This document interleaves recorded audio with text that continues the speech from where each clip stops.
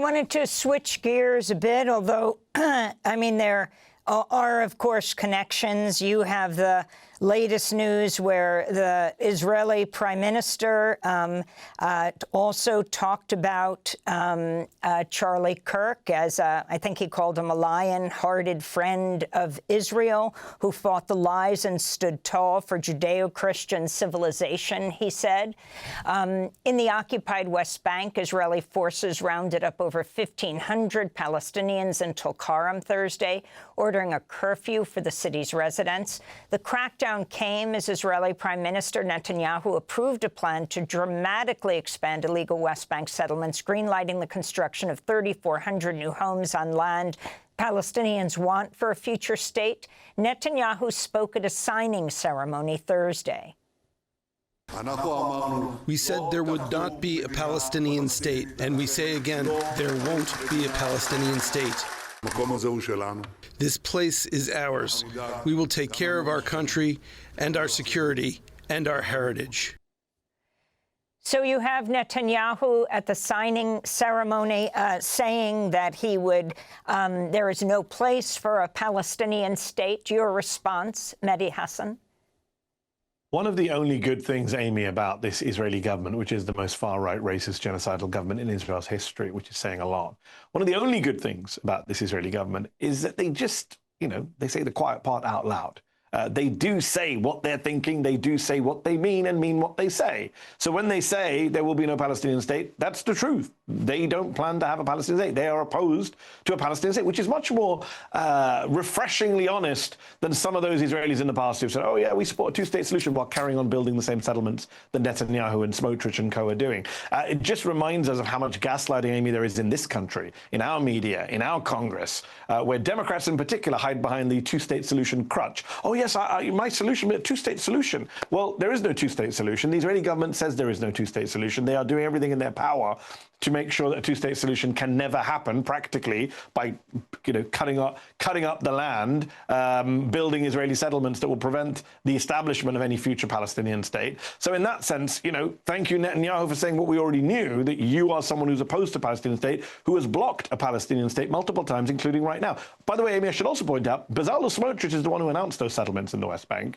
and Netanyahu is now echoing what Smotrich says. Again, there's a faction in this country that wants to say, oh, ignore Smotrich. He's just a fringe figure. No, Bezalel Smotrich is the finance minister of Israel. He's in control of the West Bank. And what he's doing, Netanyahu is following. So this is the entire Israeli government. This is their worldview. By the way, you mentioned 1,500 people taken in the West Bank. I mean, there's a word for that. It's called hostages. There are Palestinian hostages being held by Israel without charge, disappeared. No one knows where they are. They've committed no crimes. They are hostages in the same way that the people Hamas took were hostages. I wanted to also switch to another issue. Last week, the U.S. attacked the boat in the southern Caribbean, killing at least 11 people. President Trump claimed the boat was carrying drugs from Venezuela, but offered no proof. The Pentagon recently sent warships to the region after Trump secretly authorized the use of military force in Latin America under the guise of the war on drugs. In response, Congressmember Ilhan Omar has introduced a new war powers resolution seeking to block the Trump administration from conducting future military strikes in the Caribbean. This is Congressmember Omar speaking to you, Mehdi, Thursday in a Zeteo town hall. It is Congress that declares war, and we have not been given that authority by this president. And it's, I think, really important for us to insert our authority in declaring war. What we are seeing with multiple strikes throughout the world that the president has authorized is that he does not have the authority to be able to do so. And specifically, the strike that was carried out in the Caribbean against the Venezuelan vessel, I think it's important for the people to recognize that we cannot just go out and terminate people. This is not something that is allowed under international law, and is certainly not allowed under U.S. law. So that's Ilhan Omar speaking to you, Mehdi. AP is reporting the Venezuelan boat was heading back to shore when the Trump administration bombed it, and that might have been bombed twice, and the whole question being raised, if it was a drug boat, why were there so many people on it? Were these, in fact, migrants? Mehdi Hasan, the significance of what's taken place, and also the latest news that the House passed legislation to repeal the 1991 and 2002 Iraq authorizations for use of military force, the AUMF, in a bipartisan vote Wednesday, moving against two pieces of legislation that have vastly expanded the president's ability to use military force in the U.S.'s forever wars in the Middle East. Well, let's start with the AUMFs that you mentioned. Yes, they have been used to expand power and force of the U.S. state. They have been abused by presidents of both parties, stretched beyond all imaginable use based on the original intent of those AUMFs. I'm glad they were repealed, but look at how long it took. You know, over 20 years for the War on Terror one, for the 2002 one for Iraq, over 30 years for the original Gulf War one. This is why I'm skeptical that Ilhan Omar's War Powers resolution will go anywhere. She's much more optimistic than I am. I interviewed her yesterday, as you showed.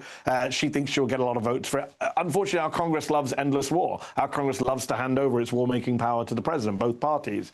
And therefore, it is very worrying when you have a president like Donald Trump in the White House and the power he has. And, you know, Barack Obama, with his drone strike policy, laid the groundwork for Donald Trump's drone strike policy. Donald Trump, in his first term, actually carried out more drone strikes than Barack Obama did in his 2 terms. People don't know that, but of course, all of that was set up for Trump.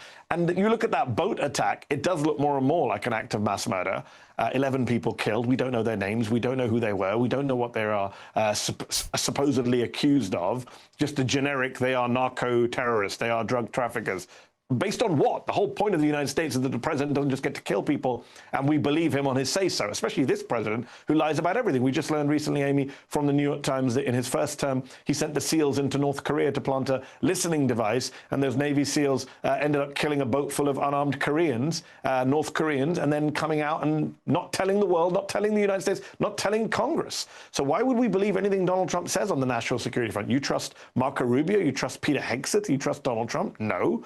In fact, the New York Times is reporting this week that the boat was turning around, and they still attacked it. This was a boat that was 2,000 miles away from the U.S. coastline. There's no scenario in which you can say it was an imminent threat to the U.S. That's why we attacked it. It was thousands of miles away, and it was heading in the other direction. And as you say, had 11 people on board, which is very strange. Most drug boats don't have that many people on board. So I hope there is some kind of investigation, an international one, if not a U.S. one, because it looks like Donald Trump may have just murdered 11 innocent people.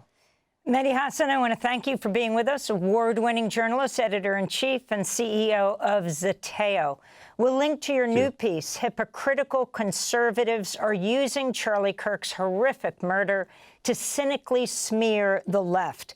Again, this breaking news, President Trump says that the suspected shooter is in custody. And also this breaking news, Trump says he'll send the National Guard to Memphis, Tennessee. Thanks for watching Democracy Now! On YouTube. Subscribe to the channel and turn on notifications to make sure you never miss a video. And for more of our audience-supported journalism, go to democracynow.org, where you can download our news app, sign up for our newsletter, subscribe to the daily podcast, and so much more.